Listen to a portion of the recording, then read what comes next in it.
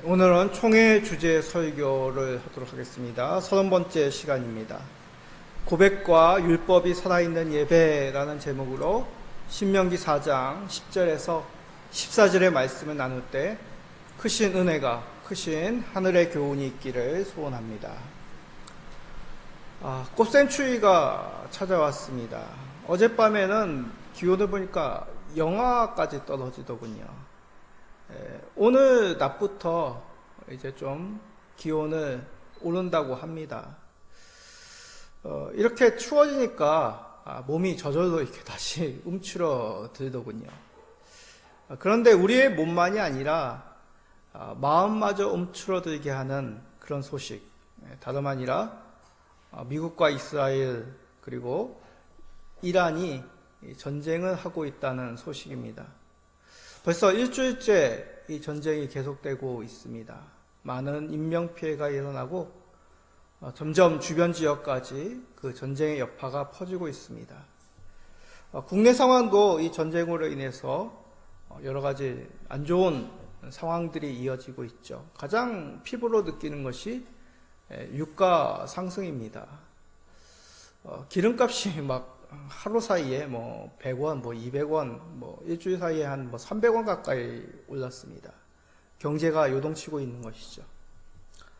이러한 혼란 속에서 사람들은 자연스럽게 그 마음에 평안을 얻을 곳을, 피할 곳을 찾기 마련입니다. 특별히 우리 성도들, 이 근심 어린 마음들, 불안한 마음들, 무엇으로부터 위로를 받을 수 있겠습니까? 바로 하나님 앞이죠. 하나님께 나옴으로 우리는 여러 문제들, 여러 불안들을 내려놓고 하나님 안에서의 참 평안을 누릴 수 있습니다.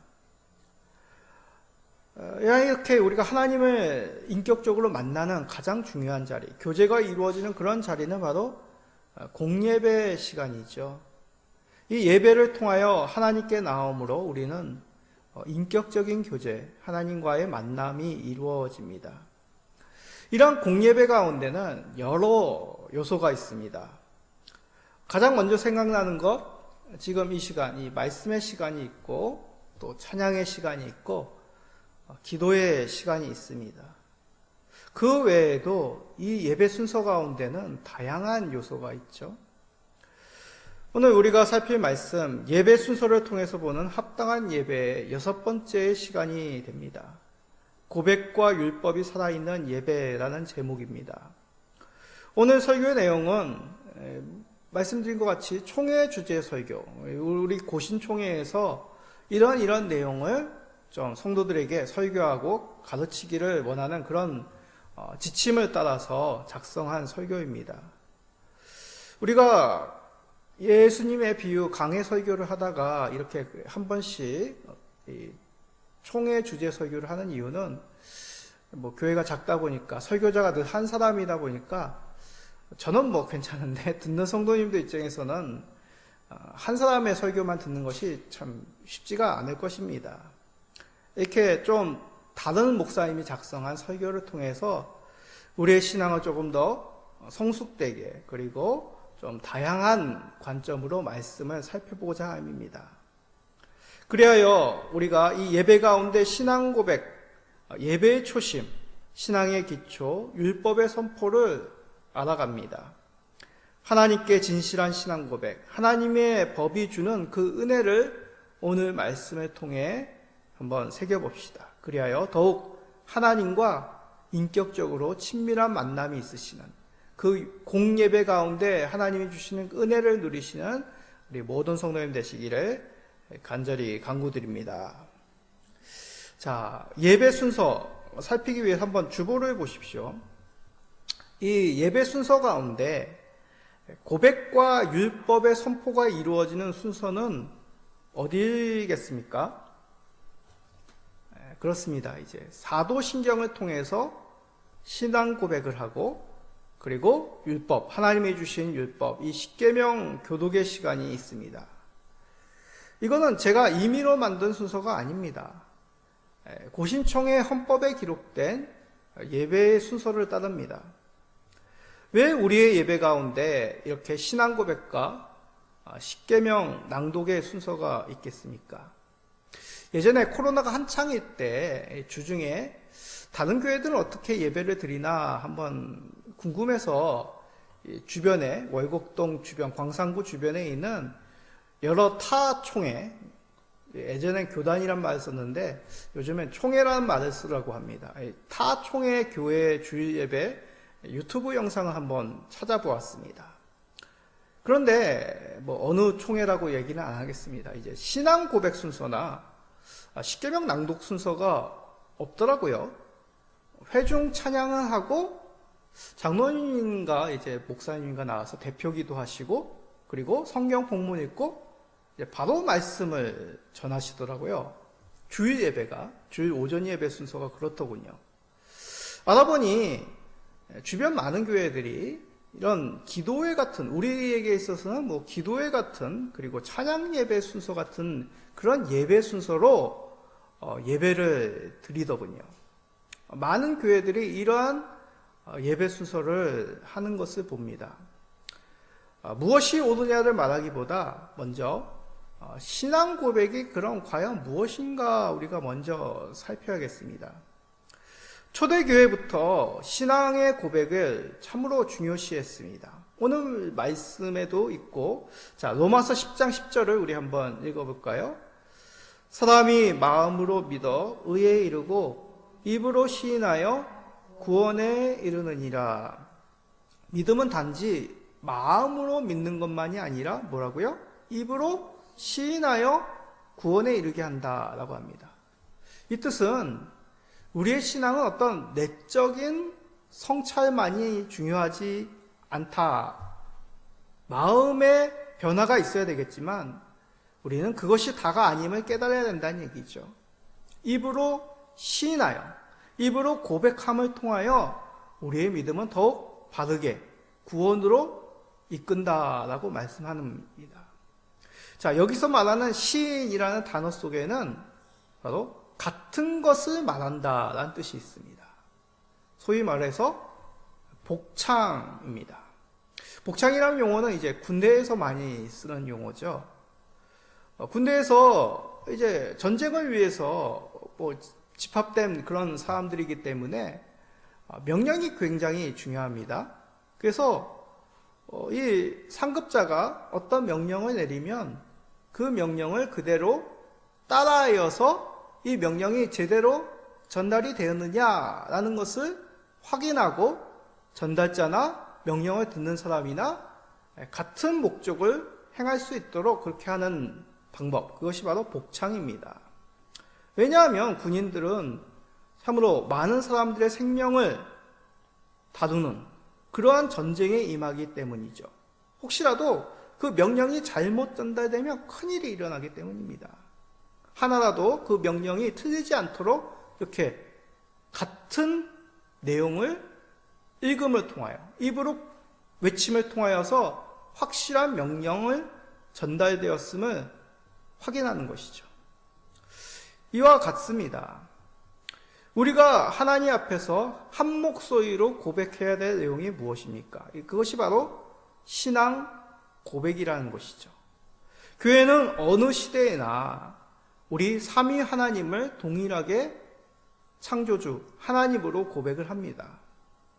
우리는 이러한 시인을 공적인 자리에, 공적인 예배에서 고백해야 되는 것이죠. 사사로이 우리 개인적으로 고백하는 것으로 끝나는 것이 아니라 예배를 포함하여 우리가 공적인 자리에서 함께 한 목소리로 고백함으로 우리는 이러한 신앙으로 하나님을 믿습니다 라고 나타내는 것입니다. 마음으로만이 아니라 입으로 시인한다는 것이 바로 이러한 뜻입니다. 그러면 공적 예배 가운데 어느 위치에, 어느 순서에 이러한 신앙 고백을 얻는 것이 좋겠습니까? 예배 앞쪽에 위치하는 것이 없습니다. 이에 대한 적절한 설명의 예가 있습니다. 성도님들 대부분 스마트폰을 다 가지고 계실 것입니다. 그런데 스마트폰을 사용하려면 가장 먼저 무엇을 해야 될까요? 패스워드를 넣어서 화면을 켜야 되겠죠. 예전 폰은 뭐 이렇게 그냥 뚜껑을 열고 전원 버튼만 누르면 이 화면이 들어오지만 요즘은 그렇지 않습니다. 왜냐하면 보안이 중요하기 때문에 다른 사람들이 자신의 이 타인의 폰에 대한 어떤 비밀 그리고 중요한 정보를 알지 못하도록 보안을 걸어놨기 때문에 패스워드가 달려있죠. 요즘은 뭐 지문이나 뭐 안면 인식을 통해서 이 폰을 사용자 외에는 쓰지 못하도록 그렇게 안전장치를 해놨습니다. 신앙 고백이 바로 이러한 패스워드와도 같습니다. 하나님께 바르게 나아가는 패스워드란 얘기죠. 만약 다른 신을 믿는 사람이 하나님께 예배드린다고 생각해 보십시오. 우상을 섬긴 사람들이 매일 아침마다 자기가 믿는 그 신에게 열심히 기도드리는 사람이 하나님께 예배드리는 자리에 나왔다. 물론 회개하며 하나님께 돌아오는 하나님께 그 믿음을 이제 고정하겠습니다 라고 나오는 자들 외에 전혀 자신이 믿는 신을 버리지 않고 그냥 궁금해서 그냥 무슨 좋은 일이 있을까 이 신도 믿고 저 신도 믿고 그런 마음으로 나오는 자의 예배를 우리 하나님께서 받으심이 합당하다고 생각하십니까? 바른 신앙의 고백이 없는 자를 어찌 우리 하나님께서 그 예배를 거룩히 받으시겠습니까? 우리는 바른 신앙 고백을 통해서 하나님께 나아가는 그 패스워드, 문을 얻게 되는 것입니다. 그러므로 우리는 하나님께 은혜를 누리는 것이죠. 이를 알았다면 다음 질문이 자연스럽게 생기게 됩니다. 그러면 바른 신앙 고백이란 무엇인가요? 우리는 예배 가운데 이 고백, 사도신경을 통해서 신앙을 고백합니다. 이 사도신경은 서방의 교회들, 그러니까 서쪽에 있는 서구의 교회들이 고백하는 대표적인 신앙 고백입니다. 사도신경의 내용이 직접적으로 성경에는 없습니다. 그 말 그대로 성경에 기록되어 있지 않죠. 그러나 성경의 내용, 우리가 믿는 그 신앙의 내용들을 요약한 것이 바로 이 사도신경입니다. 그 시작은 삼위 하나님의 이름으로 받는 세례로부터 시작이 되었습니다. 자, 세례하면 기억나는 말씀 마태복음 28장 19절이죠. 우리 잘 아는 말씀 한번 읽어봅시다. 그러므로 너희는 가서 모든 민족을 제자로 삼아 아버지와 아들과 성령의 이름으로 세례를 베풀고 아버지와 아들과 성령의 이름으로 세례를 베풀라고 우리 예수님이 명령하셨습니다. 이 명령에 근거하여 교례는 세례받는 성도에게 세 가지를 질문하죠. 자, 제가 질문할 테니까 한번 대답해 보십시오. 첫 번째로 묻습니다. 성도님들은 전능하신 하나님 아버지 천지의 창조주를 믿으십니까? 아멘. 예, 믿습니다. 두 번째로 묻습니다. 성도님들은 하나님의 독생자 우리 주 예수 그리스도를 믿으십니까? 그분은 성령으로 잉태하여 동정녀 마리아에게서 나셨고 본디오 빌라도 치하에서 고난을 당하시고 십자가에 달리시고 죽으시고 장사되시고 음부에 내려가셨으며 사흘 만에 죽은 자로부터 부활하셨고 하늘에 오르셨고 전능하신 하나님 아버지의 우편에 앉아 계시는데 거기서 산 자들과 죽은 자들을 심판하러 오실 것을 믿으십니까? 아멘, 믿습니다. 마지막으로 묻습니다. 성도님들은 성령을 믿으십니까? 거룩한 공교회와 성도의 교제와 사제와 육의 부활과 영생을 믿으십니까? 아멘, 믿습니다. 그렇습니다.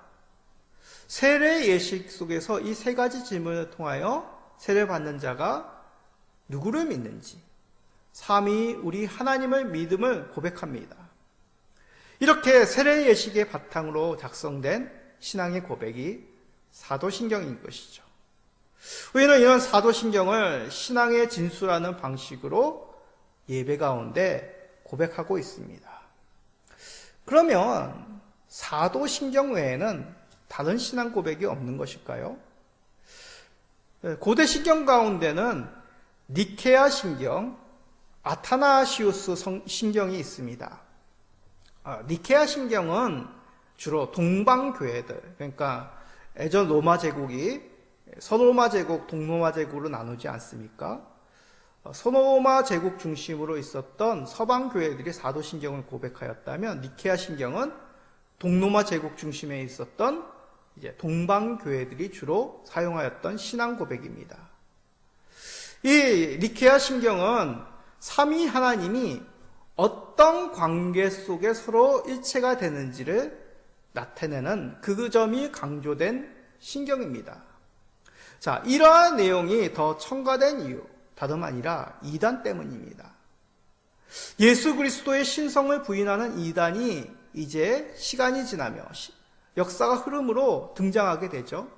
그러한 잘못된 가르침, 잘못된 고백을 맞서 바른 신앙을 지키기 위해 이 니케아 신경이 니케아 종교회의를 통하여서 만들어지게 됩니다. 아타나시우스 신경은 사람의 이름입니다. 아타나시우스라고 하는 교부가 작성한 신경인데 니케아 신경이 삼위 하나님이 서로 어떠한 관계 속에 있는지 그것을 강조하였다면 이 아타나시우스 신경은 더 첨가되었습니다. 예수 그리스도께서 참 사람이시며 참 하나님의 동시에 그런 인성을 지니신 분이시다라는 것을 강조하는 기독론이 강조된 신경입니다. 역시 이렇게 내용이 더 강화된 이유는 이단의 공격으로부터 바른 신앙을 지키기 위함입니다. 이 아타나시우스 신경은 가장 자세하고 많은 내용입니다. 많다는 얘기는 공적인 예배 가운데 그 많은 내용을 한 번에 고백하는 것이 쉽지 않다는 그런 단점도 있습니다. 이렇듯 신앙의 선조들은 이단의 공격으로부터 바른 신앙을 지키기 위해 주께서 정하신 명령에 따라 바른 신앙을 고백함에 힘썼습니다. 신앙 고백은 하나님께 나아가는 패스워드, 관문과도 같이 우리로 하여금 바른 신앙을 가지고 하나님을 뵙도록 초청합니다. 우리 예배 가운데 우리의 신앙 고백은 어떻습니까? 입술만의 고백이 아니기를 소원합니다. 마음을 담아 진실되게 우리의 신앙을 이 신앙 고백 가운데 담음으로 더욱더 하나님께 나아가 참되게 경배하시는 하나님의 자녀의 삶을 사시는 우리 모든 성도님 되시기를 간절히 소원합니다. 자, 다음으로 예배 가운데 율법을 낭독한다는 내용에 대해서 살펴봅시다. 우리가 율법이라 하면 솔직히 어떻습니까? 느낌이 좀 부정적인 생각이 들죠. 교회가 율법처럼 이루어져서는 안 됩니다. 그런 말을 우리는 터부시합니다. 우리의 신앙이 율법으로 이루어져서는 안 됩니다. 율법으로는 구원을 얻지 못합니다. 라고 우리는 이렇게 율법 그 단어 자체가 부정적인 의미로 많이 사용이 됩니다. 맞습니다. 물론 율법으로 우리는 구원을 얻지 못합니다. 그러나 율법은 구원받은 자의 감사요, 구원받은 자의 삶의 기준입니다. 구약교회 이스라엘 백성들, 언약 백성들은 성경에서 예배드릴 때, 성전에서 예배드릴 때 반드시 율법을 낭독하였습니다. 지금도 유대인들의 회당 예배, 그 가운데 이 율법을 반드시 낭독하는 시간이 있습니다. 그리고 이들은 성인식이나 중요한 기념일 때 이 가장이 그 율법 두루마리를 들고 그 마을을 이제 행진합니다. 그러면 성인이 되는 아이는 그 율법을 따라가면서 계속 율법을 낭독을 암송한다고 합니다. 이렇게 하는 이유는 율법이 그들의 신앙 가운데 중심임을 가르치고 나타내기 위함이죠. 그 율법의 요약본이 무엇입니까? 바로 십계명이라는 것이죠. 그러게 우리가 십계명을 예배 가운데 낭독하는 거 하나님의 언약 백성으로서 우리가 하나님 중심적인 삶, 하나님의 백성의 삶을 살아갑니다 라는 것을 나타내며 그 말씀대로 행하기 위함입니다. 그 뜻이 오늘 읽은 신명기 4장 13절에 잘 나타나 있습니다. 자, 신명기 4장 13절, 여호와께서 그의 언약을 너희에게 반포하시고 너희에게 지키라 명령하셨으니 곧 십계명이며 두 돌판에 친히 쓰신 것입니다. 자, 십계명을 어디다 쓰셨다고요? 친히 두 돌판에 쓰셨다. 하나님이 주신 법전이다, 명령이다, 언약이다 라고 이렇게 말씀하신 것이죠. 그래서 이 말씀을 가지고 어떻게 하라라고 말씀하신 것이 14절에 있습니다. 그때 여호와께서 내게 명령하사 너희에게 규례와 법도를 교훈하게 하셨나니 이는 너희가 거기로 건너가 받을 땅에서 행하게 하려 하심이니라. 아멘. 그러니까 이 십계명이 너희들에게 준 법도인데 그것으로 하여금 자녀들을 교훈하고 어떻게 해요?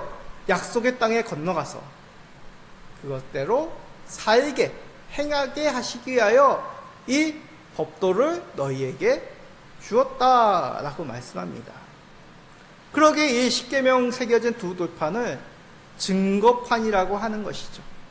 하나님과 언약 백성들과 맺은 그 언약이 이 두 돌판, 이 십계명 가운데 담겨져 있다라고 말씀하신 것입니다. 그렇습니다. 십계명은 우리의 삶을 올가매려고 하는 그런 짐이 아닙니다. 하나님께서 그의 백성들에게 주신 무엇이다? 언약, 약속이란 것이죠. 하나님의 백성으로서 하나님이 주신 그 은혜를 지속적으로 누리게 하시기 위하여 이렇게 살라. 하나님의 백성의 그 은혜를 누리는 방편, 삶의 모습을 약속하신 것입니다. 그러기에 예배 가운데 그 은혜를 누리는 방법, 하나님의 백성으로서 그 은혜의 삶을 누리는 방법을 일깨우는 것 참으로 중요한 것이죠. 그러면 예배 어느 순서에 이것을 넣는 것이 좋겠습니까?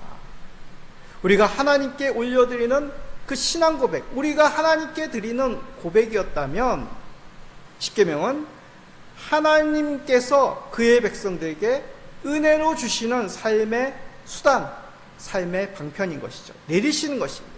그래서 신앙 고백 후에 하는 것이 좋습니다. 그러므로 단지 나의 죄를 찾아내는 올가매는 계명으로 받지 않기를 바랍니다.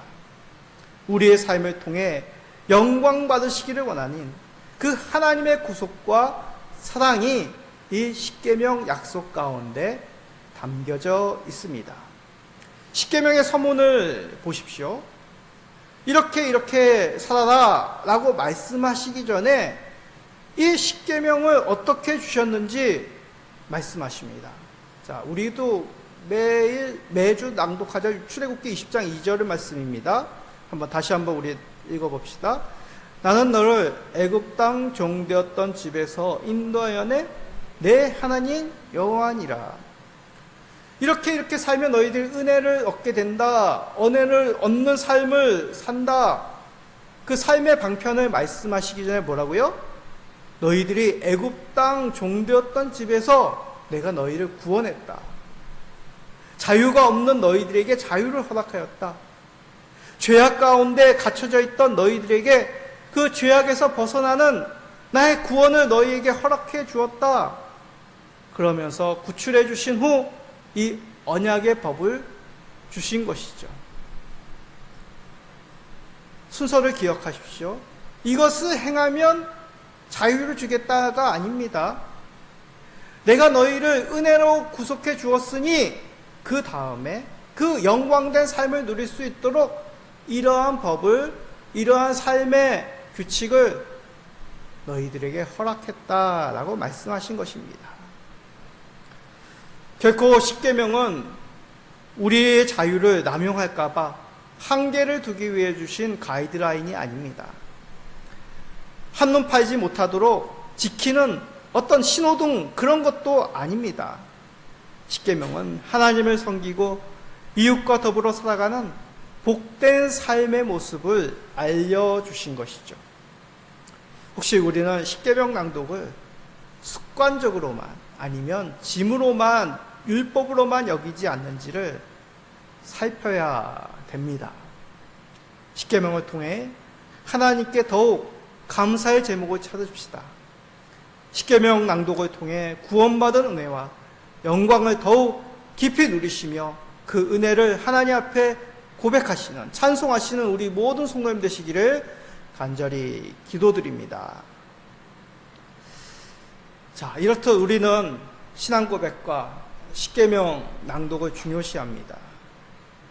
그래서 우리 고신교회 같은 개혁교회들은 주일 오전과 오후 예배에 십계명과 사도신경을 각각 나누어 배치합니다. 저희 교회는 오전 예배 가운데 신앙 고백 십계명도 하고 오후 예배에는 이제 신앙 고백만 하죠. 중요한 것은 어떻게 배치를 하냐, 그게 중요한 것이 아니라 이 고백과 율법과 고백이 서로 불러낸다, 마주보고 있다, 서로 화답한다라는 것입니다.